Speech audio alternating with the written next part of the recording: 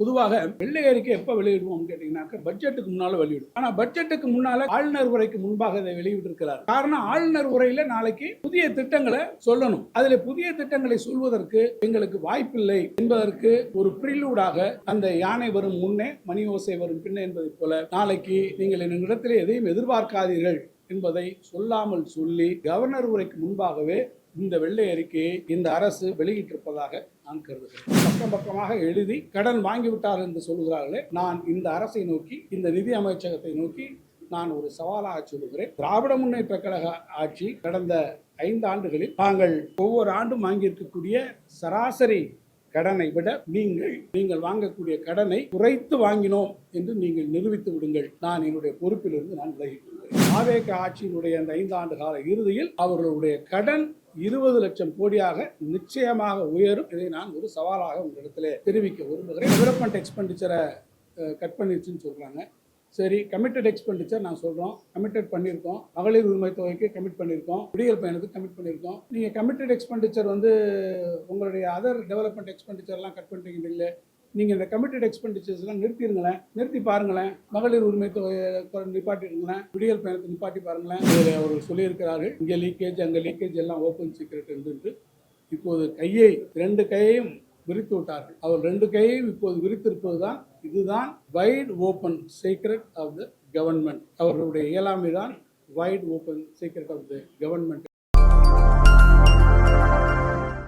அனைவருக்கும் வணக்கம். தமிழ்நாட்டின் நிதியமைச்சர் அவர்கள் தமிழ்நாட்டினுடைய நிதிநிலை அறிக்கை குறித்த, நிதி நிலைமை குறித்த ஒரு வெள்ளை அறிக்கையினை நேற்று வெளியிட்டிருக்கிறார்கள். நிதித்துறையின் சார்பாக வெளியிட்டு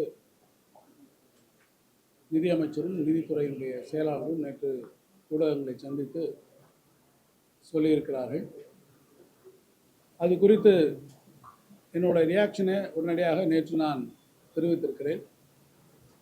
இந்த வெள்ளை அறிக்கை என்பது உண்மையிலேயே நிதிநிலை அறிக்கைகளை பற்றி, நிதி நிர்வாகத்தை குறித்து, நிதிநிலையினுடைய புள்ளி விவரங்களை குறித்ததாக இல்லாமல், இந்த வெள்ளை அறிக்கை என்பது ஒரு வெற்று அறிக்கை என்றும், இந்த வெள்ளை அறிக்கையுடைய உண்மையான நோக்கம் இப்போது பொறுப்பேற்றிருக்கக்கூடிய AVK அரசு தன்னுடைய இயலாமையை மூடி மறைக்கக்கூடிய உத்தியாக மக்களிடத்திலே கொடுத்த தேர்தல் வாக்குறுதிகளை நிறைவேற்றுவதற்கு வகை தெரியாமல் தங்கள் கையை விரித்து தங்கள் இயலாமையை தெரிவிக்கக்கூடிய ஒரு எஸ்கேபிசம் என்று சொல்லக்கூடிய, மக்கள் கோபத்திலிருந்து தாங்கள் கொடுத்த வாக்குறுதிகளை நிறைவேற்ற முடியாது என்பதை உணர்ந்து அதிலிருந்து தப்பித்துக் கொள்ளக்கூடிய அளவில் ஏற்கனவே இருந்த திராவிட முன்னேற்ற கழக அரசின் மீது பழி சொல்லி தப்பித்துக் கொள்ள வேண்டும் என்கின்ற ஒரு முயற்சியாகத்தான் இந்த வெள்ளை அறிக்கை என்ற பெயரிலே அவர்கள் வெளியிட்டிருக்கக்கூடிய வெற்று அறிக்கை இருக்கிறது என்று நான் கருத்தினை தெளிவாக தெரிவித்திருந்தேன். உதாரணமாக பார்க்க வேண்டும் என்று சொன்னால், இந்த வெள்ளை அறிக்கை கொடுப்பது என்பது ஏதோ தமிழ்நாட்டிலே நிதிநிலை விவகாரத்தில் இது முதன்முறை அல்ல. இதற்கு முன்பாகவே கூட பல முறை வெள்ளை அறிக்கைகள் வெளியிடப்பட்டிருக்கிறது. இது 3வது முறையாக வெளியிட்டிருக்கிறார்கள். 2001ஆம் ஆண்டு அன்றைய முதலமைச்சர் அம்மையார் அவர்கள் பொறுப்பேற்ற போது அவர்கள் ஒரு வெள்ளை அறிக்கை வெளியிட்டார்கள். 2021 கழகம் பொறுப்பேற்ற போது அன்றைய நிதியமைச்சர் PTR அவர்கள் ஒரு நிதி அறிக்கை, வெள்ளை அறிக்கை வெளியிட்டார்கள். இப்போது AVK அரசு 3வது முறையாக இந்த வெள்ளை அறிக்கையை வெளியிட்டிருக்கிறது. 3 முறை இந்த வெள்ளை அறிக்கை கொடுத்திருந்தாலும் கூட, இந்த 3 முறை கொடுக்கப்பட்டிருக்கக்கூடிய இந்த வெள்ளை அறிக்கைக்குள்ள என்ன வித்தியாசம் என்பதை நான் முதல்ல பார்க்கணும்.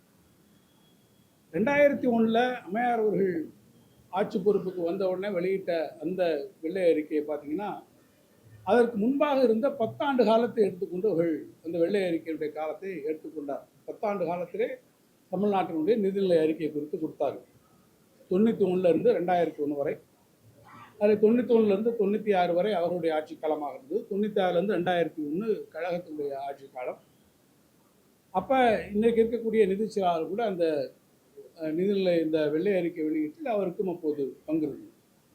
2021 நம்முடைய கழகம் ஆட்சிக்கு வருகிற போது 15 வருஷங்களை நம்ம கணக்கில் எடுத்து 15 வருஷத்துக்கான நிதிநிலை அறிக்கை, அந்த வெள்ளை அறிக்கையை நம்ம கொடுத்தோம். 2006 2011 கழக ஆட்சி இருந்தபோது கலைஞர்கள் தலைமையில் இருந்த ஆட்சியிலிருந்து எடுத்துட்டு தொடர்ச்சியாக 2016 2021 அந்த ஆட்சி முடிகிற போது, எடப்பாடி அவர்கள் தலைமையிலான அந்த ஆட்சி முடிகிற போது, ஆக 2006 2021 ஆரம்பம் வரை இருந்த அந்த காலகட்டத்தை ஏறத்தாழ 15 வருஷத்துக்கு எடுத்துக்கிட்டு அவங்க நம்மளுடைய ஆட்சியில் அதை கொடுத்தோம். ஆனால் இப்போது 2026 தாவேகா பொறுப்புக்கு வந்த உடனே இவங்க எடுத்துக்கிட்டு இருக்கக்கூடிய இந்த காலகட்டம் வெறும் கடந்த 5 ஆண்டு கால திமுக ஆட்சியை மாத்திரம்தான் அவங்க எடுத்துக்கிட்டு இருக்காங்க. இதுக்கு என்ன காரணம்? திமுக ஆட்சியை மட்டும் எடுத்துக்கொண்டு சொல்ல வேண்டியதற்கான காரணம் என்ன? இதற்கு முன்பாக இருந்த ஆட்சிகளை குறித்து, அந்த முன்பாக இருந்த ஆட்சியை குறித்து மறைப்பதற்கான காரணம் என்ன? அந்த ஆட்சியில் இருந்த நிதி விவகாரங்களை குறித்து சொல்வதற்கு என்ன தயக்கம்? ஒருவேளை யாரை காப்பாற்றுவதற்காக இந்த வெள்ளை அறிக்கையில் அந்த ஆட்சிகளில் அந்த காலகட்டங்களை எடுத்துக்கொள்ளவில்லை என்ற கேள்வி வருகிறது.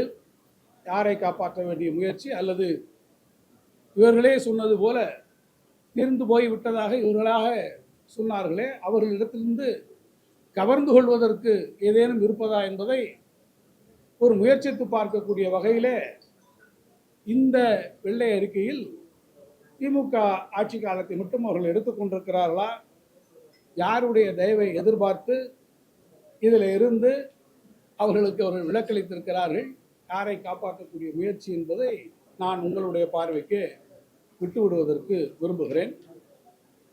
நான் முதல்ல சொன்னதை போல இந்த வெள்ளை அறிக்கையினுடைய நோக்கமே மக்களிடத்திலிருந்து என்ன சொல்லி தப்பித்துக் கொள்வது,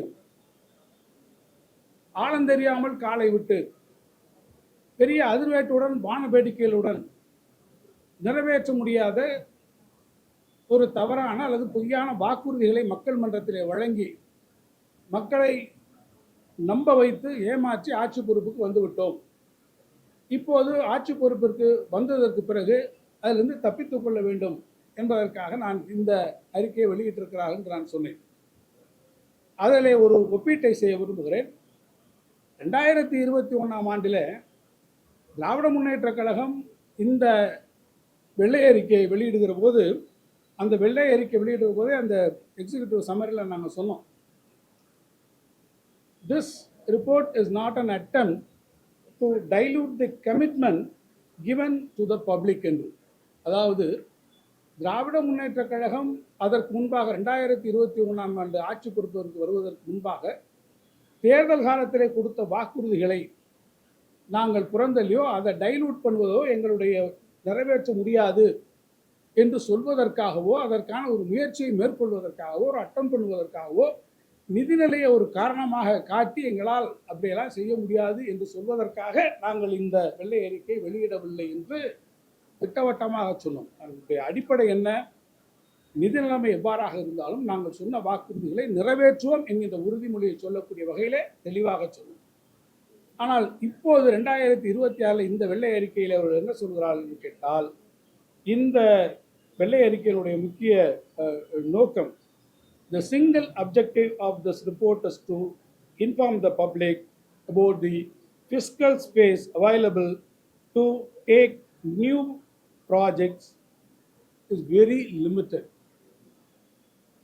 அதாவது புதிய திட்டங்களை இப்போது இருக்கக்கூடிய சூழ்நிலையில் மேற்கொள்வதற்கான இந்த ஃபிஸ்கல் ஸ்பேஸ், நிதி, அவர்களிடத்தில் இருக்கக்கூடிய அந்த நிதி பற்றாக்குறையாக இருக்கிறது. எங்களால் புதிய திட்டங்களை நிறைவேற்றுவதிலே, எங்களால் அதை நிறைவேற்றுவதிலே சிரமம், எங்களால் முடியாது என்று சொல்வதை அவர்கள் ஆரம்பத்திலே சொல்லுகிறார்கள். அப்படி என்றால் தேர்தல் வாக்குறுதியிலே நாங்கள் சொல்லியிருப்பதை எதையும் எங்களால் நிறைவேற்ற முடியாது என்று எடுத்த எடுப்பிலேயே இந்த ஆட்சி கையை விரித்திருக்கிறது.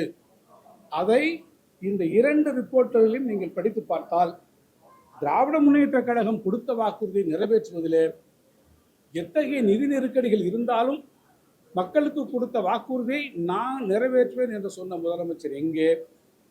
இல்லை இல்லை, இந்த நிதி நெருக்கடிகள் இவ்வாறு இருக்கிறது என்று எடுத்த எடுப்பிலேயே எங்களுடைய ஃபிஸ்கல் ஸ்பேஸ் லிமிட்டடாக இருக்கிறது, மினிமலாக இருக்கிறது என்று சொல்லி தப்பித்துக்கொள்ள பார்க்கக்கூடிய இந்த அரசினுடைய முயற்சி நோக்கம் எங்கே என்பதை நான் பொதுமக்களுடைய கவனத்திற்கும் ஊடகத்தினுடைய கவனத்திற்கும் விட்டுவிட விரும்புகிறேன்.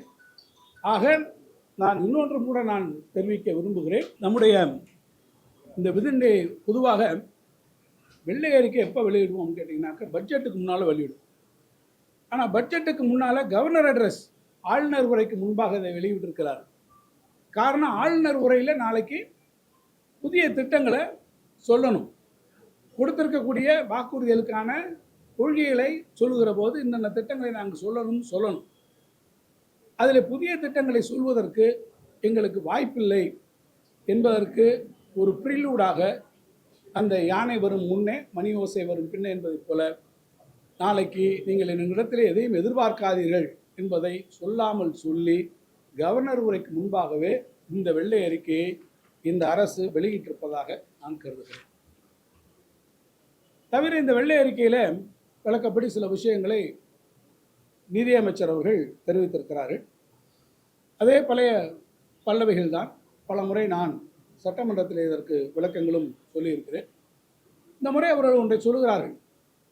இந்த ஆட்சி முடித்துவிட்ட பிறகு 10 லட்சம் கோடி கடன் வைத்திருக்கிறார்கள். இந்த 10 லட்சம் கோடி என்பது அதற்கு முன்பாக அவர்கள் பொறுப்பேற்றுக் கொண்டிருக்கக்கூடிய காலத்தில் 4.8 லட்சம் கோடியாக இருந்தது. இந்த 5 ஆண்டு காலத்திலே அவர்கள் அதை 2 மடங்காக ஆக்கிவிட்டார்கள் என்கின்ற ஒரு குற்றச்சாட்டை அவர்கள் வைக்கிறார். பொதுவாக நிதி நிர்வாகத்தினுடைய தன்மையும் நிதி தமிழ்நாட்டில் இருக்கக்கூடிய அந்த சூழ்நிலையும் இதனுடைய இந்த ஹிஸ்டாரிக்கலாக என்ன வந்து கொண்டிருக்கிறது என்பதை பார்க்க வேண்டியது இதில் முக்கியமான ஒன்று. 2006-2007 ஆண்டு கலைஞர் அவர்கள் ஆட்சி காலத்தில் பார்த்தீங்கன்னா அவருக்கு முன்னால் இருந்தவங்ககிட்ட இருந்து எவ்வளவு இன்ஹெரிட் பண்ணார் அப்படின்னு பார்த்தா 57,457 கோடி ரூபாய் கடன் கலைஞர் அவர்கள் இன்ஹெரிட் பண்ணியிருக்கார். 2011-2012 அந்த காலகட்டத்தில் அம்மையார் ஜெயலலிதா அவர்கள் ஆட்சி பொறுப்புக்கு வரும்போது இந்த கடன் 57,000 2 மடங்காக இருக்கு. 1,01,350 கோடியாக அவர்கள் துவங்கி இருக்கிறார்கள். அப்படியானால் கடன் அன்றைக்கே 2 மடங்காக இருக்கிறது. 2016-17 பார்த்தீங்கன்னா அந்த கடன் 2,11,066 கோடியாக வந்திருக்கிறது. மீண்டும் அது 1,01,000 கோடி ஏறத்தாழ 2 மடங்கு வந்திருக்கிறது. 2021-22 எடப்பாடியார் அவர் ஆட்சியில் வருகிற போது அந்த கடன் 4,85,000 அந்த அவர் ஆட்சி முடிகிற போது நம்ம வரும்போது நம்ம இன்கிரேட் பண்ணுறோம். அப்போ அது 4,85,000 கோடியாக அது 2.7 மடங்கு 2.7 மடங்காக அது உயர்ந்து நாம் அது வந்திருக்கோம். அதுக்கப்புறம் இப்போ 10 லட்சம் கோடி வந்திருக்குன்னு சொன்னால் ஹிஸ்டாரிக்கலாக இந்த கடனுடைய மடங்கு விகிதம் என்பது தொடர்ச்சியாக அது இருக்கிறதே தவிர இது ஏதோ திராவிட முன்னேற்ற கழக ஆட்சி இந்த 5 ஆண்டு காலத்தில் இந்த 10 லட்சம் கோடி 4 லட்சம் கோடி 4.8 லட்சத்திலிருந்து இவங்க தான் 2 மடங்காக ஆக்கிவிட்டார்கள் என்று சொல்லுகிறார்கள். தமிழ்நாட்டை பொறுத்த மட்டும் நான் புள்ளி உரங்களோடு சொன்னதைப் போல இது 2 மடங்காக வரக்கூடிய இந்த பேட்டர்ன் தொடர்ச்சியாக இருக்கும். கடன் இந்த பேட்டர்னில் வரும். நான் இன்னும் கூட சொல்லுவேன், இந்த செய்தியாளர் சந்திப்பிலே நான் ஒரு சவாலாக சொல்லுகிறேன். தாவேக ஆட்சி 5 வருடங்களை ஒருவேளை அவர்கள் நிறைவு செய்து அவர்கள் அடுத்த தேர்தலை அவர்கள் சிந்திப்பார்கள் சொன்னால் தாவேக ஆட்சியினுடைய அந்த 5 ஆண்டு கால இறுதியில் அவர்களுடைய கடன் 20 லட்சம் கோடியாக நிச்சயமாக உயரும். இதை நான் ஒரு சவாலாக உங்களிடத்திலே தெரிவிக்க விரும்புகிறேன். அதை அவர்களால் யாராலும் தவிர்க்க முடியாது என்பதையும் நான் திட்டவட்டமாக தெரிவிக்கிறேன். இன்னொன்றையும் கூட சொல்லுகிறேன். பக்கம் பக்கமாக எழுதி கடன் வாங்கிவிட்டார் என்று சொல்லுகிறார்களே, நான் இந்த அரசை நோக்கி இந்த நிதி அமைச்சகத்தை நோக்கி நான் ஒரு சவாலாக சொல்லுகிறேன். திராவிட முன்னேற்ற கழக ஆட்சி கடந்த 5 ஆண்டுகளில் தாங்கள் ஒவ்வொரு ஆண்டும் வாங்கியிருக்கக்கூடிய சராசரி கடனை விட ஒவ்வொரு ஆண்டிலும் நாங்கள் வாங்கியிருக்கக்கூடிய சராசரி கடனை விட நீங்கள் உங்களுடைய ஆட்சியில் அந்த நீங்கள் வாங்கக்கூடிய கடனை நீங்கள் குறைத்து வாங்கினோம் என்று நீங்கள் நிரூபித்து விடுங்கள். நான் என்னுடைய பொறுப்பிலிருந்து நான் விலகிக் கொள்கிறேன். நான் சவாலாக சொல்லுகிறேன், நாங்கள் வாங்கியிருக்க கடனை விட நீங்கள் குறைத்து நாங்கள் உங்களுடைய ஆட்சி காலத்தில் 5 ஆண்டு காலங்களில் நாங்கள் வாங்கியிருக்கக்கூடிய சராசரி கடனை விட ஒரு ஆண்டிலாவது நாங்கள் கடனை குறைத்து வாங்கினோம். அப்படி கடனை குறைத்து வாங்கி நாட்டிலே நீங்கள் சொல்லியிருக்கிறீர்களே, உங்களுடைய வெள்ளை அறிக்கையிலேயே கூட சொல்லுகிறீர்களே, நல்ல திட்டங்கள் நடைபெற்று கொண்டிருக்கிறது என்று எங்களுக்கு கிரெடிட்டையும் எங்களுக்கு கொடுத்திருக்கிறீர்களே, அந்த திட்டங்களை நிறைவேற்றி நடப்பிலே நாங்கள் கொண்டு வந்திருக்கக்கூடிய திட்டங்களையும் நிறைவேற்றி நீங்கள் சொன்ன வாக்குறுதிகளையும் நீங்கள் நிறைவேற்றி உங்களுடைய மிகவும் சிறப்பான நிதி மேலாண்மையை உங்களுடைய ஃபிஸ்கல் ப்ரூடன்ஸை வெளிப்படுத்தி ஒரு திறமையான நிதி நிர்வாகத்தை நீங்கள் மேற்கொண்டு இத்தனையும் செய்து நாங்கள் வாங்கியிருக்கக்கூடிய சராசரி கடனை விட ஒவ்வொரு வருடத்திலும் நீங்கள் கடன் குறைவாக வாங்கினேன் என்று நீங்கள் நிரூபித்து விட்டால் நான் பொறுப்பிலிருந்து விலகிக் கொள்கிறேன் என்பதை நான் இந்த அரசுக்கு ஒரு சவாலாகவே நான் சொல்லிக்கொள்ள விரும்புகிறேன். இன்னொன்று, இன்ட்ரெஸ்ட் பேமெண்ட்டை பற்றி வேற சொல்லியிருக்காங்க. குஜராத்தை கம்பேர் பண்ணியிருக்காங்க. குஜராத்தில் வெல்ஃபேர் ஸ்கீம்ஸ் ஒன்றும் கிடையாது. பெரிய அளவில் நம்மை மாதிரி மகளிர் உரிமை தொகை கொடுக்குறோம், விடியல் பயணம் கொடுக்குறோம், காலை உணவு திட்டம் கொடுக்குறோம், அல்லது நம்முடைய அரசாங்க ஊழியர்களுக்கான ஓய்வூதிய திட்டங்களை நாம் வழங்குகிறோம், நம்முடைய புதுமை பெண் திட்டம் தந்திருக்கிறோம், தமிழ் புதல்வன் திட்டம் நம்முடைய குழந்தைகளுக்கு தந்திருக்கிறோம். இப்படிப்பட்ட நலத்திட்டங்களை அவர்கள் குஜராத்தில் செய்யவில்லை. இதையெல்லாம் தமிழ்நாடு அரசு நம்ம செஞ்சுட்டு இருக்கோம். இந்த நலத்திட்டங்களை நாம் செய்வதன் காரணமாக நம்முடைய டெபிசிட் ஃபண்டிங் எப்போதுமே அது அதிகமாக இருக்கிறது. இந்த டெபிசிட் ஃபண்டிங்க்கு நீங்கள் அதிகமாக செலவழித்து விட்டீர்கள், நீங்கள் கேபெக்ஸில் நீங்கள் எதுவுமே செய்யவில்லை என்று அவர்கள் அங்கே குறிப்பிட்டு சொல்கிறார்கள். கேபிட்டல் எக்ஸ்பெண்டிச்சரை பற்றி நீங்கள் சொல்லுகிற போது நான் அவரிடத்தில் கேட்க விரும்புகிறேன். நீங்கள் தேர்தல் அறிக்கையில் ஒரு செட் ஆஃப் வாக்குறுதிகள்லாம் கொடுத்துருக்கீங்களே, அந்த வாக்குறுதியில் என்ன வாக்குறுதிகள் கொடுத்துருக்கீங்க? 6 சிலிண்டர் கொடுக்குறோம்னு சொன்னீங்க, மகளிருக்கு உரிமை தொகை 2500 ரூபா கொடுக்குறோம்னு சொன்னீங்க, அதுக்கப்புறம் வேலை வாய்ப்பு இல்லாதவர்களுக்கு உதவித்தொகை கொடுக்குறோம்னு சொன்னீங்க, கூட்டுறவு கடனை தள்ளுபடி பண்ணுறோம்னு சொன்னீங்க, மின்சாரம் 200 யூனிட் மின்சாரம் இலவசமாக தருகிறேன் என்று சொன்னீங்க. அதே போல் ஓஏபி வாங்குறவங்க மாற்றுத்திறனாளி தோழர்களுக்கு அவருடைய ஓய்வூதியத்தை உயர்த்தி தருகிறோம் என்று நீங்கள் சொன்னீங்க. நீங்கள் சொல்லியிருக்கக்கூடிய இத்தனையும் கேபிட்டல் எக்ஸ்பெண்டிச்சர்லையா வருது? எங்கேயாவது கேபிட்டல் எக்ஸ்பெண்டிச்சரை பற்றி நீங்கள் உங்களுடைய வாக்குறுதியில் பேசியிருக்கீங்களா? இல்லையே. அவ்வளவு ஏன் இப்போ ஒரு பெரிய ஃபேன்ஃபேரோடு ஆரம்பிச்சிருக்கீங்களே சிங்கப்பெண் திட்டம், அந்த சிங்கப்பெண் திட்டத்துக்கு நீங்கள் செலவழிக்கக்கூடிய செலவு கேபிட்டல் எக்ஸ்பெண்டிச்சர்லையா வருது? காலை உணவு திட்டத்தை விரிவாக்கம் செய்கிறேன் என்று சொல்லுகிறீர்களே, வரவேற்கிறோம். அப்படி நம்முடைய மாண்புமிகு முதலமைச்சர் அண்ணன் தளபதி அவர்கள் இருந்தபோது இந்தியாவிலே முதல் முறையாக கொண்டு வந்த திட்டம் காலை உணவு திட்டம். அந்த திட்டத்தை நாங்கள் விரிவாக்கம் செய்கிறோம் என்று சொல்லுகிறீர்கள். அப்படி அந்த திட்டத்திற்கான பணம் கேபிட்டல் எக்ஸ்பெண்டிச்சரில் வரப்போகிறது. அது கேபிட்டல் எக்ஸ்பெண்டிச்சரில் நீங்கள் என்ன செய்திருக்கிறீர்கள்? கேபிட்டல் எக்ஸ்பெண்டிச்சர் எங்கே அதிகமாக வரக்கூடிய திட்டங்கள், திராவிட முன்னேற்ற கழக ஆட்சியிலே சொன்ன திட்டங்களை வந்த உடனே நிறுத்துவதற்கான வேலையை பார்க்கிறீர்கள். ஈசிஆரில் இருக்கக்கூடிய எலிவேட்டட் ஹைவே வந்த உடனே அதை நிப்பாட்டுங்கன்ட்டீங்க. பரந்தூர் ஏர்போர்ட்டு அதை நிப்பாட்டி வைங்கன்னு சொல்லிட்டீங்க. அது போல் தமிழ்நாட்டில் நடந்து கொண்டிருக்கக்கூடிய ஹைவேஸ் பிடபிள்யூடி ஒர்க் எல்லா வேலையும் நிறுத்தி வைங்கன்னு சொல்லியிருக்கீங்க.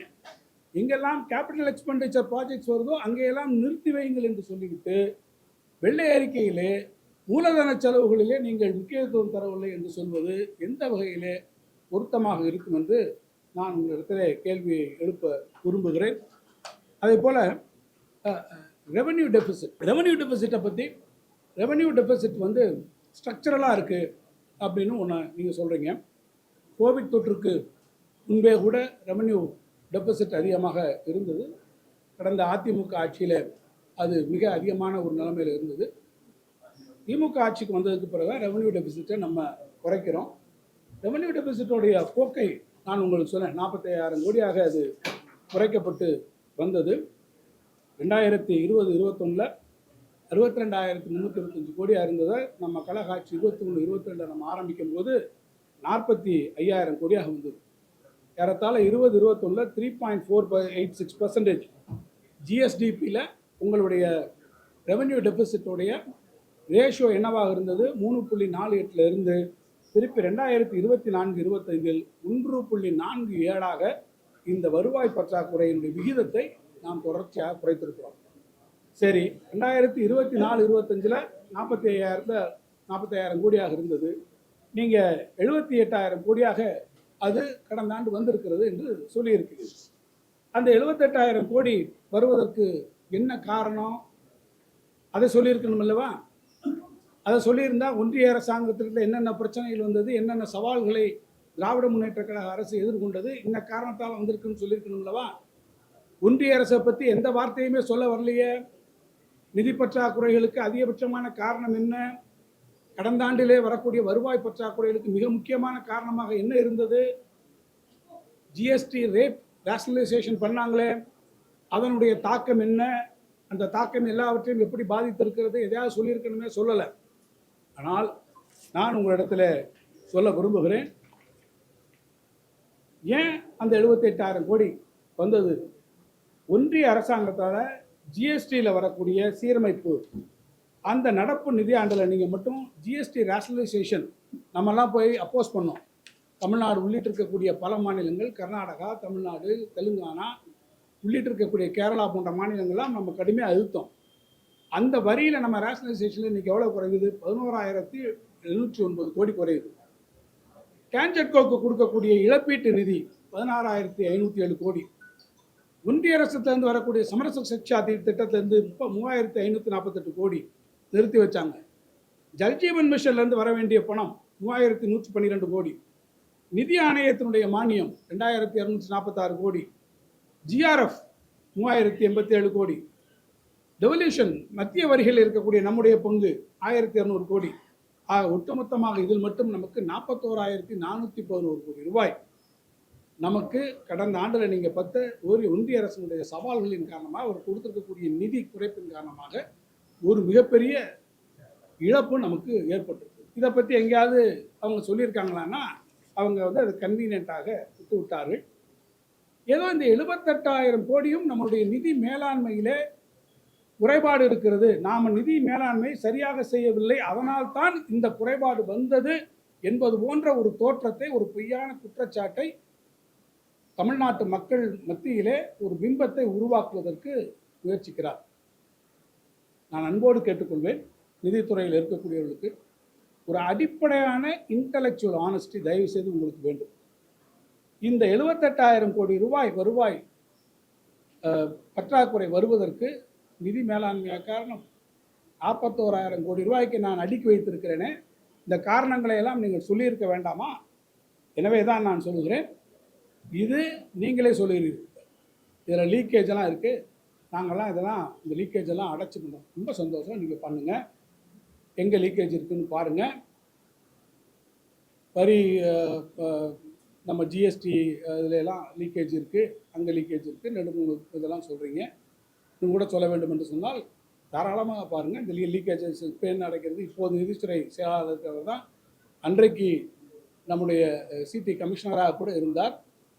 அப்போதே அவர் நினைத்திருந்தால் அந்த லீக்கேஜஸ்லாம் கூட அவரே கூட அன்றைக்கே கூட அதை செய்திருப்பதற்கு வாய்ப்பு இருக்கும். இப்போதும் ஒன்றும் கெட்டுப்போவதில்லை, நன்றாக செய்யுங்கள். இந்த லீக்கேஜெல்லாம் செஞ்சு நீங்கள்லாம் பண்ணிவிட்டு திருப்பி நீங்கள் ரிவைஸ்டு பட்ஜெட்டை இது கொடுப்பீங்க பார்த்தீங்களா, அன்னைக்கு சொல்லுங்கள் எவ்வளவு நீங்கள் உங்களுடைய ரிவைஸ்டு ஃபிகர் எவ்வளவு வந்திருக்கீங்க அப்படின்றதை நீங்கள் சொல்லுகிற போது நானும் அதை தெரிந்து கொள்வதற்கு விரும்புகிறேன் என்பதை நான் தெரிவிக்க விரும்புகிறேன்.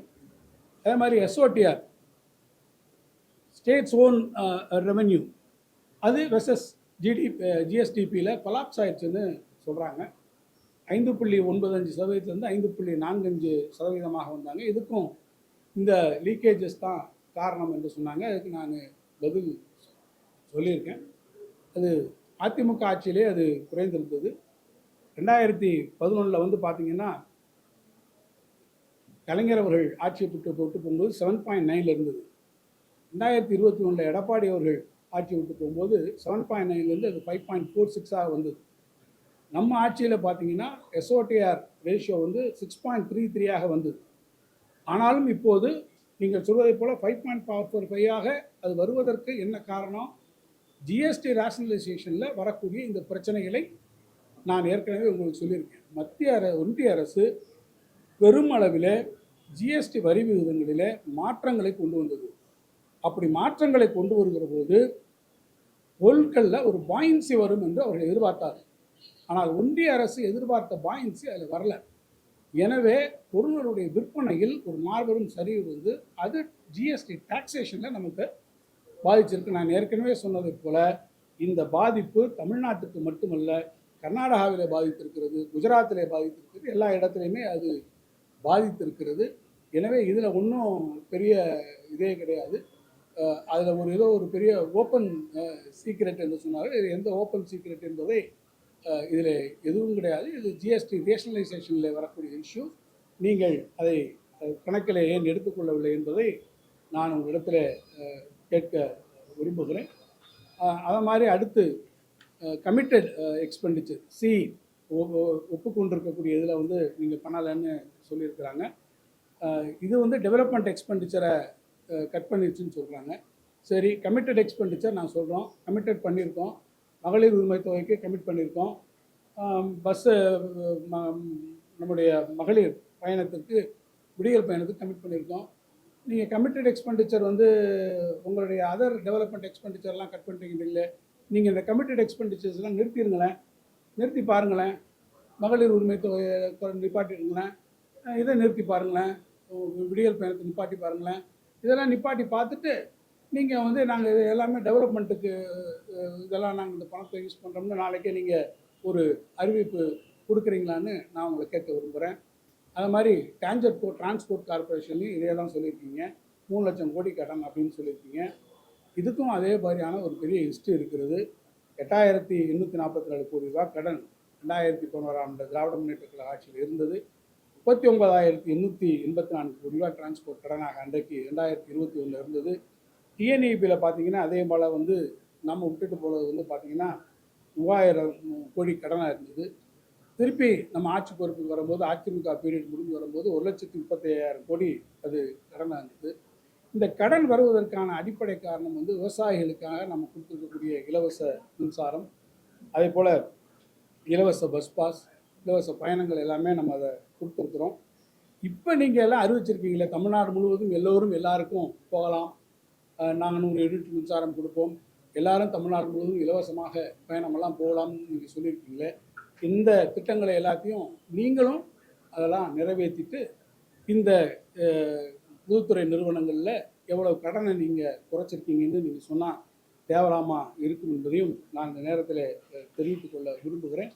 எனவே நான் பொதுவாக உங்களிடத்தில் சொல்ல விரும்புவது ஒன்று தான். இந்த ஆட்சியை பொறுத்தமட்டில் நான் அவர்கள் எழுப்பியிருக்கக்கூடிய சில முக்கியமான ஒரு 6-7 பாயிண்ட் அவர் சொல்லியிருப்பதற்கு நான் இன்றைக்கி என்னுடைய விளக்கங்களையும் தெளிவுகளையும் வினாக்களையும் நான் எழுப்பியிருக்கிறேன். நீங்கள் சொல்லியிருக்கக்கூடிய இந்த உங்களுடைய திட்டங்களை எல்லாம் நிறைவேற்றுவதற்கு உங்களுக்கும் பெரிய அளவில் பணம் தேவைப்படும். என்னுடைய ஒரு சராசரியான எஸ்டிமேட்டை வந்து கிட்டத்தட்ட ஏறத்தாழ 6 லட்சம் கோடி ரூபா இது உங்களுக்கு தேவைப்படும் என்று நான் நினைக்கிறேன். நான் ஏற்கனவே சொன்னதை போல் நீங்கள் ஒரு மூலதன செலவுகளிலே ஒரு 50,000 கோடி நீங்கள் ஒரு வருஷத்துக்கு நீங்கள் செலவழித்து வச்சிருந்தால் கூட கடைசியாக உங்களுடைய டெட் 20 லட்சம் கோடியாக வரத்தான் போகிறது. அந்த காட்சியும் தமிழ்நாட்டு மக்கள் உங்களுடைய ஆட்சியிலே பார்க்கத்தான் போகிறார்கள். எனவே இந்த கடன் என்பது ஏதோ நான் தொடர்ச்சியாக சொல்கிறேன், கடன் என்பதை பேசிக் பப்ளிக் ஃபைனான்ஸ் இருக்கக்கூடியவர்கள் கடன் என்பதை ஒரு டூல் ஆஃப் ஃபைனான்ஸாகத்தான் நீங்கள் பார்க்க வேண்டும். நான் தொடர்ச்சியாக எவ்வளவோ நலத்திட்டங்கள் இருக்கிறது, எவ்வளவோ வேறு பல திட்டங்கள் இருக்கிறது. எல்லாவற்றுக்கும் ஒரு ஆட்சி என்பது கடன் வாங்குகிறோம் என்பது முக்கியம் கிடையாது. கடன் வாங்கக்கூடிய கடனை எப்படி நீங்கள் சர்வீஸ் பண்ணுறீர்கள், பப்ளிக் டெட்டை எப்படி நீங்கள் சர்வீஸ் பண்ணுறீங்க, எப்படி அதை கொடுக்குறீங்க, ஜிஎஸ்டிபிக்கு உள்ள அந்த கடனுடைய சதவீதத்தை எவ்வாறு வைத்திருக்கிறீர்கள் என்பதுதான் நீங்கள் பார்க்க வேண்டும். அதைத்தான் நீங்கள் அப்சல்யூட் நம்பரில் பார்க்காதீர்கள் என்பதையும் நான் பலமுறை சொல்லியிருக்கிறேன். இப்போதும் அதை வலியுறுத்துகிறேன். எனவே எந்த ஆட்சியாக இருந்தாலும் கடன் பெறுவது என்பது பொதுமக்களுடைய நலனுக்காக பெறுகிறோம், அவர்களுடைய வளர்ச்சிக்காக பெறுகிறோம். டெபிசிட் ஃபண்டிங்காக நாம் செய்வது என்பது மக்களுடைய நலத்திட்டங்களுக்காக, வெல்ஃபேர் ஸ்கீமுக்காக அதை செய்திருக்கிறோம். நீங்களும் அதை அறிவித்திருக்கிறீர்கள். அதை அறிவித்ததை நிறைவேற்றுவதற்கு உங்களுக்கும் அந்த பணம் தேவைப்படும். அவற்றை எவ்வாறு நீங்கள் நிறைவேற்றுவது என்பதை நாம் பொறுத்திருந்து பார்க்கலாம். ஆனால் அதே வகையிலே நீங்கள் பார்ப்பீர்கள் என்று சொன்னால், நீங்கள் சொல்லியிருப்பதை போல 8% உங்களுடைய ரெவன்யூஸில் இது இன்க்ரீஸ் இருந்தாலும் கூட நீங்கள் வரக்கூடிய இந்த காலகட்டங்களில் ஏறத்தாழ நாங்கள் ஆட்சி பொறுப்பில் இருந்த இந்த காலகட்டத்தில் இந்த ஆண்டிலே மட்டும் நீங்கள் பார்ப்பீர்கள் ஏறத்தாழ 16,000 கோடி உங்களுக்கு கூடுதலாக வர வேண்டும் என்று நான் மதிப்பிடுகிறேன். எனவே நீங்கள் இதையெல்லாம் வைத்துக்கொண்டு இப்போதே எங்களால் இதையெல்லாம் செய்ய முடியாது, ஃபிஸ்கல் ஸ்பேஸ் லிமிட்டடாக இருக்கிறது, மினிமலாக இருக்கிறது, குறைவாக இருக்கிறது என்றெல்லாம் நீங்கள் சொல்வது உள்ளபடியே உங்களுடைய இயலாமையை காட்டுகிறது. இந்த திட்டங்களை நிறைவேற்றுவதை நாங்கள் நிறைவேற்ற இயலாத சூழ்நிலையில் இருக்கிறோம் என்பதை மக்களுக்கு சொல்வதற்காக நீங்கள் இந்த வெள்ளை அறிக்கையை இன்றைக்கு வெளியிட்டிருக்கிறீர்கள். இதில் அவர்கள் சொல்லியிருக்கிறார்கள், இங்கே லீக்கேஜ் அங்கே லீக்கேஜ் எல்லாம் ஓப்பன் சீக்ரெட் என்று. இப்போது ரெண்டு கையையும் விரித்து விட்டார்கள். அவர் 2 கையையும் இப்போது விரித்திருப்பது தான், இதுதான் wide open secret of the government. அவர்களுடைய இயலாமை தான் wide open secret of the government என்று சொல்லி அமைக்கிறேன்.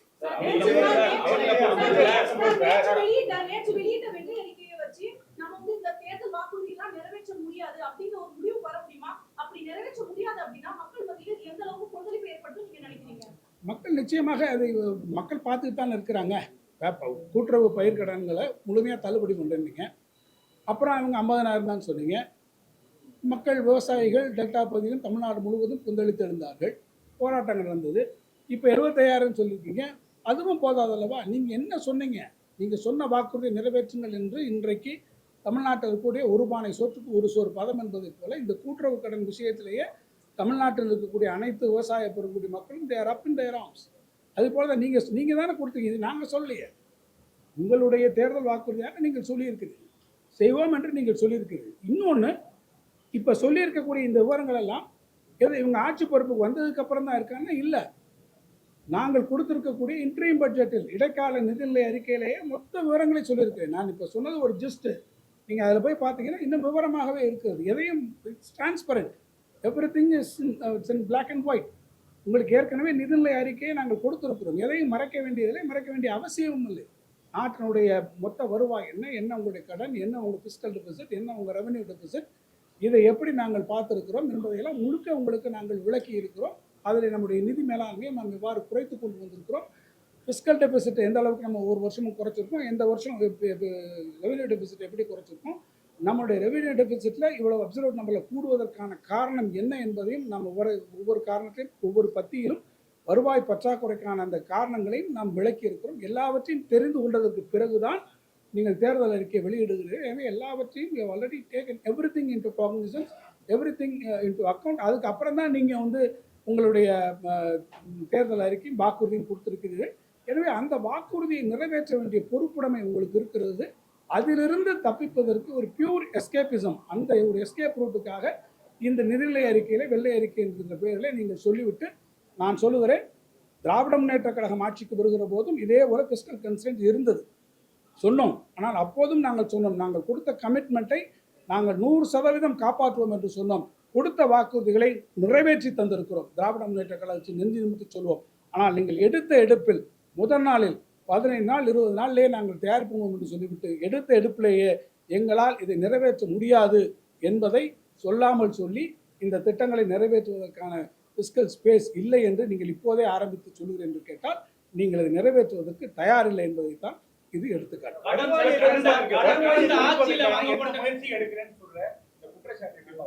திட்டங்களுக்கு செலவு பண்ணதுல எந்த பிரச்சனையும் இல்லைன்னு சொல்றாரு மினிஸ்டர் கூட. அது எங்களுடைய நம்ம மாநிலத்துடைய பிரைடுன்னு நான் பாக்குறேன்னு சொல்றேன். ஆனா வருவாயை பெருக்குவதற்கான எந்த முயற்சியும் திமுக அரசு எடுக்கலன்னு வருவாயை பெருக்குவதற்கான முயற்சிகள் எடுக்கலன்னு என்ன அடிப்படையில் சொல்றாரு? நீங்க நம்மளுடைய இன்வெஸ்ட்மெண்ட்ஸ் எவ்வளவு தூரம் வந்திருக்கு? நீங்க 10 லட்ச ரூபா கடன் என்று சொல்லுவதிலே இருக்க 12 லட்சம் ரூபாய் 12 லட்சம் கோடிக்கு நம்மளுடைய இன்வெஸ்ட்மெண்ட்ஸ் நம்ம இதில் வந்திருக்க. நம்ம இதில் வந்து நமக்கு பணம் வந்ததுனால தான் இவ்வளோ செலவழிக்கிறோம். எங்களுக்கு வரக்கூடிய பணத்தை வைத்து எவ்வளவு தூரத்துக்கு எங்கள் எஸ்ஓடிஆர்லேருந்து வரக்கூடியது. இன்னொன்று பார்த்தீங்கன்னா எஸ்ஓடிஆர் எவ்வளவு நமக்கு வர வேண்டியது 25% தான். 75% பணம் எங்கேருந்து வரணும்? ஒன்றிய அரசாங்கத்திலேருந்து வரணும். அவங்ககிட்டருந்து வரக்கூடிய பணம் நமக்கு வரல, ரெவல்யூஷனில் குறையுது. இன்னும் கூட சொல்ல போனால் நமக்கு வந்து ஃபினான்ஸ் கமிஷனில் இந்த வருஷம் வரப்போகிறதும் குறைக்கிறாங்க. எல்லா விதமான கன்சைன்ஸை நம்ம தொடர்ச்சியாக நான் அதில் சொல்லியிருக்கேன். நமக்கு வர வேண்டிய பணமே எவ்வளோ வரலைன்றதை நான் உங்களுக்கு சொல்லியிருக்கேன். இவ்வளவுக்கு அப்புறமும் நம்ம எந்த சொல்லியிருக்கக்கூடிய வெல்ஃபேர் ஸ்கீம்ஸ் நிப்பாட்டியிருக்கோமா? 1,15,00,000 பேரில் இருந்த மகளிர் உரிமைக்கு 1,31,00,000 பேருக்கு நம்ம கொண்டு வந்து கொடுத்துருக்கோம். பொங்கல் பரிசு தொகை கொடுத்தோம். எந்த சொல்லியிருக்கக்கூடிய எந்த வாக்குறுதியும் நாங்கள் குறைத்து வைக்கலை. எல்லாவற்றையும் நிதி மேலாண்மையின் காரணமாக இருக்கிறதுக்குள்ள தான் நாங்கள் பண்ணியிருக்கோம். நீங்களும் பண்ணுங்க. சில துறைகளை குறிப்பிட்டார், குறிப்பாக கனிமவள துறையில வந்து பெரிய இழப்பு ஏற்படுத்தி சார். நான் தான் சொன்னேன் சார், நான் தான் சொல்கிறேன். நான் லீக்கேஜ் நீங்கள் சொல்கிறீங்கல்ல, நீங்கள் 4-5 துறைகளை சொல்கிறீங்களா, நீங்கள் சொல்லுங்கன்றேன். நீங்கள் எஸ்ஓடிஆரில் வருவாய் எப்படி இருந்துச்சு? வருவாயை பொறுத்த மட்டும் நீங்கள் ஒட்டுமொத்தமாக நமக்கு கனிம வளங்களில் வர்றது நீங்கள் தான். நான் ஒரு சோறு பானைக்கு ஒரு சோறு பதம் என்பது போல நீங்கள் இதே ஜிஎஸ்டி எடுத்துக்கோங்க. அவர் சொல்கிறார் 4 இதில் வரல, ஜிஎஸ்டியில் வரலன்னு. நான் அதே தான் சொல்கிறேன். நீங்களே கூட தான் ஜிஎஸ்டி கமிஷனாக இருந்தீங்க. லீக்கேஜ் இருந்ததுன்னா நீங்களே நிப்பாட்டிருக்கலாம். ஏன் அந்த வாய்ப்பு இல்லை? காரணம் என்ன ஃபேக்டர்ஸு? அதனால தான் நான் சொல்கிறேன். இதை நீங்கள் இப்போ நீங்கள் சொல்கிறீங்க நாங்கள் வந்து இதெல்லாம் பண்ண போகிறோம். நான் அதை ஒன்றும் தவறாக சொல்ல. நீங்கள் இதெல்லாம் பண்ணுங்கள், இதெல்லாம் உங்களுடைய எஸ்ஓடிஆர் நாங்கள் கூட்ட போகிறோம்னு சொல்லுங்கள். ரைட், யாரும் அதை கூட குற்றம் சொல்ல வருங்க. சொல்லிவிட்டு உங்களுடைய இந்த ரிவைஸ் இது கொடுப்பீங்கல்ல, அப்போ நாங்கள் இந்த அளவுக்கு இதை உயர்த்தி இருக்கோம் என்று அந்த ஃபிகர் நான் பேசும்போது சொன்னேன். இந்த ஃபிகருக்காக நான் வெயிட் பண்ணுறேன். கரெக்ட், பார்ப்போம் எப்படி நடக்கும்.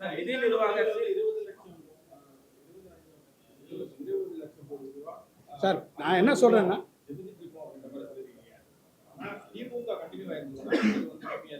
சார் நான் அப்படியே சொல்லு. நீங்கள் 10 லட்சம் கோடின்றது இந்த இது 2 மடங்காக வந்து கொண்டே இருக்குது. ஹிஸ்டாரிக்கலாக நீங்கள் பார்த்தீங்கன்னா, நான் உங்களுக்கு அதனால தான் சொன்னேன். ஹிஸ்டாரிக்கலாக நீங்கள் பார்த்துருந்தா இந்த பணம் என்பது இப்போ 57,000 கோடியிலேருந்து அடுத்து திருப்பி அந்த அம்மா வருகிற போது அது 1 லட்சம் கோடியாக வருது, அது 2 லட்சம் கோடியாக வருகிறது. 2.7 திருப்பி அந்த பர்சன்டேஜ் கூடுகிறது. 4.85 இருந்தது, 4.8 இருந்தது. இது நான் இப்பயும் நான் சொல்கிறேன். இது நீங்கள் சொல்லியிருக்கக்கூடிய உங்களுடைய திட்டங்களை சொல்லணும். நாங்கள் கொடுத்துருக்கக்கூடிய இந்த திட்டங்கள் நேற்று சொல்லியிருக்கீங்கல்ல, இதெல்லாம் நல்ல திட்டங்கள் தான் அப்படின்னு. நான் செக்ரட்டரி நல்லா சொன்னார். அவர் தான் சொன்னார், எங்கேயும் கடன் வாங்கும் போது பெர்மிஷன் இல்லாமல் அவங்க வாங்கலை. அது மாதிரி வாங்கின பல நல்ல திட்டங்கள் நடந்துகிட்டு இருக்குன்னு சொல்லியிருக்காரு. நல்ல திட்டங்களை நீங்கள் நிறைவேற்றலைன்னு சொல்லுங்கள், நாங்கள் வரவேற்கிறோம். நல்ல திட்டங்களை நாங்கள் கொண்டு வந்த திட்டங்கள் நல்ல திட்டங்கள் தான் நீங்கள் சொல்லியிருக்கோம். இன்னும் கூட சொல்லப்போனால் இவ்வளோ பெரிய அறிக்கை சொல்கிறோமே சார், டபுள் டிஜிட் நீங்கள் சொல்கிறாரு, பக்கத்தில் இருக்க மாநிலமெல்லாம் சொல்கிறாரு. நான் கேட்குறேன், ஏன் டபுள் டிஜிட் வந்திருக்கேன் 11.9% நம்ம வந்திருக்கோமே இன்றைக்கி 8%, அந்த பர்சன்டேஜ் ஏன் சொல்ல மாட்டேறீங்க? இவ்வளவு கன்சைன்ஸுக்கு அப்புறம் தானே. ஒரு நண்பர் இப்போ கேட்டார், ஏன் உங்கள் இது என்ன வருமானத்தை கூட்டுவதற்கு என்ன நடவடிக்கைன்னு.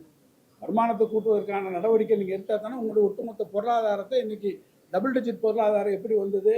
நம்ம வந்து இன்றைக்கி போய் சொல்கிறீங்களே 2வது பெரிய பொருளாதாரம் என்று சொல்கிறோமே, இத்தனை பேர் பெண்கள் அதிகமாக வேலை பார்க்குறோம்னு நம்ம போய் சொல்கிறோமே, இதுக்கெல்லாம் என்ன காரணம்? நம்ம நிதி ஆயோக் கூட்டத்தில் நம்ம போய் சொல்லுகிற போது தமிழ்நாட்டினுடைய ஒட்டுமொத்தமான நிதிநிலையை பெருமையோடு முதலமைச்சர் அவர்கள் சொல்கிறார்கள். அப்படி என்று சொல்லுகிற போது என்ன காரணம்? இதெல்லாம் நிதி நிர்வாகத்தினுடைய அடிப்படையில் உருவாக்கப்பட்டிருக்கிறது தானே. ஏன் அதை பற்றி இதெல்லாம் ஒன்றும் சொல்லலை. ஆக நாங்கள் என்ன சொல்கிறோம், இது வந்து நிச்சயமாக நாங்கள் ஏற்கனவே நடைமுறையில் இருக்கக்கூடிய நலத்திட்டங்கள், நீங்கள் இன்னைக்கு சொல்லியிருக்கக்கூடிய வாக்குறுதிகள், இதை எல்லாத்தையும் நீங்கள் நிறைவேற்றிட்டு நீங்கள் அதுக்கப்புறம் ஒரு அறிக்கையை கொடுத்தீங்கன்னா சிறப்பு.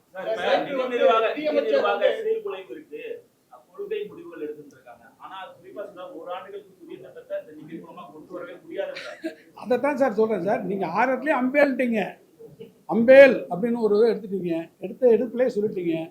காரணம் என்ன? எங்கிட்ட எந்த புதிய திட்டங்களும் இல்லைன்னு இப்போ நீங்கள் சொல்கிறதுக்கு என்ன காரணம்? நீங்கள் கொடுத்த வாக்குறுதியை நாங்கள் நிறைவேற்ற முடியாது என்று சொல்வதைத்தான் அவர்கள் இப்போது சொல்கிறார்கள். நீங்கள் இந்த திட்டங்களெல்லாம் நிறைவேற்றுவேன்னு சொல்லி தானே ஆட்சிக்கு வந்திருக்கீங்க. இங்கே இருக்கக்கூடிய இந்த ஃபிஸ்கல் ஃபிகர்ஸு உங்களுடைய fiscal position of the state இது புதுசாக அன்னைக்கு வந்திருக்கு. எங்களுடைய நிர்வாகத்தை முடித்து நாங்கள் கொடுத்துருக்கக்கூடிய இன்ட்ரீம் பட்ஜெட்லேயே நிதியமைச்சர் என்கின்ற முறையில் என்னுடைய உரையினுடைய பகுதியாகவே அது இடம்பெற்றிருக்கிறது. எனவே எந்த ஒரு ஃபிகரும் தமிழ்நாட்டினுடைய நிதி நிர்வாகத்தில் மறைக்கப்படவோ அந்த ஃபிகரை மாஸ்க் பண்ணவோ இல்லை. எல்லாமே ஆல்ரெடி எவ்ரி திங் இஸ் பேப்பரில் இருக்குது. அதை நீங்கள் பார்த்துட்டு தானே நீங்கள் எல்லாம் சொல்கிறீங்க. ஆக நீங்கள் அதெல்லாம் பார்த்ததுக்கப்புறம் தான் நான் அதை செய்வேன் இந்த வாக்குறுதியை மக்களிடத்தில் சொல்லியிருக்கீங்க. அதை நிறைவேற்ற பாருங்கள். அதை நிறைவேற்ற முடியலை அப்படின்ற உங்களுடைய இயலாமையை மூடி மறைப்பதற்காக நான் மீண்டும் இந்த பிரஸ் மீட்டோட இறுதியில் சொல்கிறேன், இந்த அரசு தன்னுடைய இயலாமையை மூடி மறைப்பதற்காக இந்த வெள்ளை அறிக்கைக்கு பின்னாலே ஒளிந்து கொள்ளக்கூடிய முயற்சியை